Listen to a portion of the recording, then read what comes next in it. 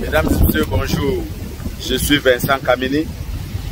On va parler du bras de fer entre le Bénin et le Niger sous l'ouverture des frontières qui les séparent.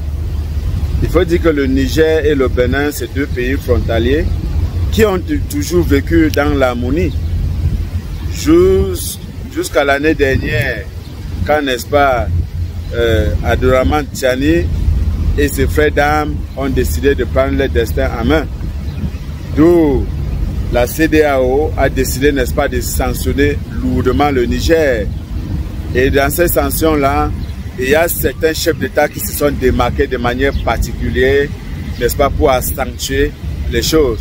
Alors, Patrice Talon, qui est le président, n'est-ce pas, de Bénin, avait décidé de fermer la frontière en respectant, n'est-ce pas, les résolutions qui avaient été prises par la CEDEAO. Voilà. Et il a fait des sorties, n'est-ce pas, de manière rugueuse, de manière rude sur, n'est-ce pas, le Niger. Alassane Ouattara également et Macky Sall, on se rappelle à l'époque, l'ex-président, n'est-ce pas, du Sénégal. Ça, c'était les gens qui étaient en front line, n'est-ce pas, pour qu'on envoie les militaires combattre, n'est-ce pas, tuer les populations nigériennes. Alors, le Niger donc a pris une décision. Dès qu'ils sont sortis de la CEDEAO, ils ne répondent plus de la CEDEAO, ils ont créé l'AES, Alliance des États du Sahel. Donc aujourd'hui, ils gèrent les pays comme bon leur semble, ils ne prennent plus de direction de quelqu'un, ils ne demandent plus à personne. Ils sont autonomes, ils font les choses comme selon la population. Donc ce que la population veut, c'est exactement ce qu'ils font. Donc voilà un peu ce qui se passe entre le Bénin, n'est-ce pas, et le Niger. Il faut noter, mesdames et messieurs, que depuis un certain temps, Patrice Talon a pris sur lui en violation complète du contrat qui les lie, le contrat de partenariat par rapport au pipeline qui transporte, n'est-ce pas, le pétrole du Niger vers le port de Sémé, n'est-ce pas, au Bénin. Alors Patrice Talon, dans un premier temps, avait d'abord bloqué qu'aucun bateau ne doit charger tant que Abdourahmane Tiani n'ouvre pas, n'est-ce pas, les frontières. Malheureusement pour lui, Abdourahmane Tiani lui a dit qu'il n'ouvrira pas les frontières et les bateaux vont changer. Quelques temps après, ils ont laissé quelques 2 ou 3 bateaux chargés et ils sont revenus. Patrice Talon est revenu à la charge, n'est-ce pas? Mais il faut dire que la première fois, puisque ce pétrole-là, le Niger avait déjà touché une somme de 400 millions de dollars d'avance payée par la société chinoise. Voilà. Donc, la société chinoise, donc, ayant déjà payé son pétrole, ce pétrole devait effectivement partir. Donc, cette société, les Chinois ont envoyé un émissaire, n'est-ce pas, au Bénin, rencontrer M. Talon, et finalement, on a laissé les bateaux chargés. Mais quelques temps après, Talon a répondu et il a encore bloqué le pipeline en disant que tant que les frontières ne s'ouvrent pas, le pipeline, le pétrole ne peut pas passer. Et le Niger lui a toujours dit, monsieur, ça ne se passera pas comme ça.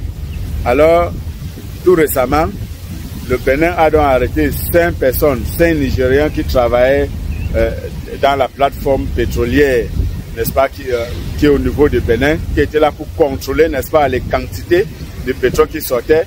Et on les a accusés de tout, ils ont violé, ils sont entrés dans cette site-là sans autorisation et tout. On les a pris, on les a mis à garde à vue, on les a enfermés. Il faut dire les choses comme il se doit. On les a donc enfermés. Quelques temps après, on les a présentés chez un procureur qui a relâché 2 et qui a mis 3 sur mandat de dépôt. Et M. Talon pensait qu'en les mettant sur mandat de dépôt, Abdourahmane Tiani, qui est le président du Niger, devait fléchir. Mais c'est mal connaître un militaire. Alors qu'est-ce qu'il a fait? Il a dit à Talon que tu vas les libérer et aucun de leurs chevaux un grain de leurs chevaux ne doit pas manquer. Voilà. Donc, tout en tout but, finalement, ils ont été donc relâchés. Ils ont été relâchés. Patrice Talon, finalement, les a relâchés. Mais la frontière est toujours fermée. Ça fait 2 fois qu'il prend une décision par rapport à une situation que si on ne fait pas telle chose, je ne dois pas faire telle chose. Finalement, on n'a pas fait ce qu'il a voulu.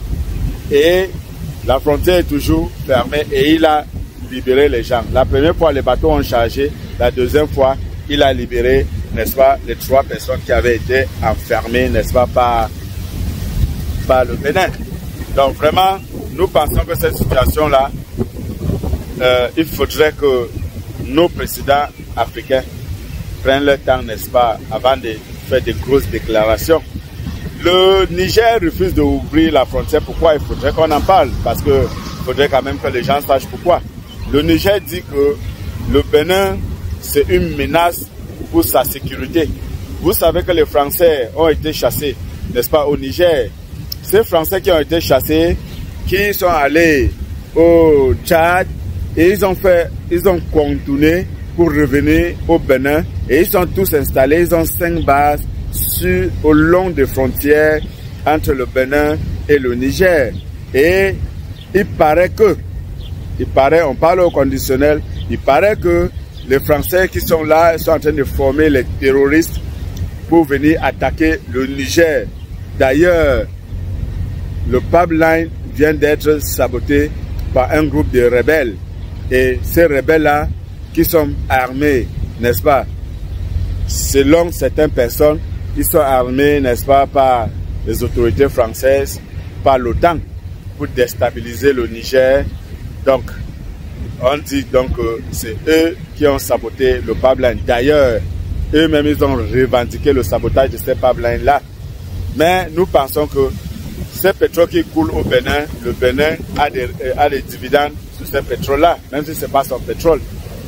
Rien que le fait que ces pétroles passent par son sol, il a les dividendes qu'il gagne sur ces pétroles-là. Donc, nous pensons que le Bénin ne fait pas du mal seulement au Niger, il fait du mal à lui-même parce que le dividende qu'il gagne quand le pétrole passe par chez lui, quand le pétrole ne coule pas, lui-même il ne gagne pas ce dividende-là. Donc c'est quelque part un peu bête, n'est-ce pas, de fermer quelque chose qui fait une rentabilité.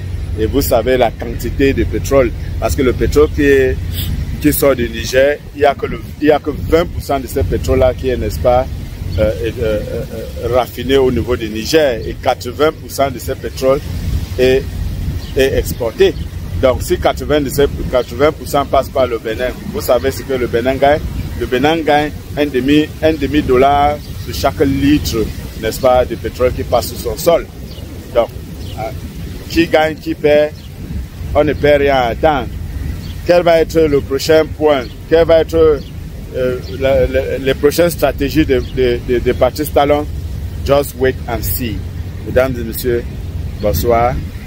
N'oubliez pas de vous abonner, n'oubliez pas de liker l'émission, n'oubliez pas de share, de partager l'émission. Voilà, merci, bye bye.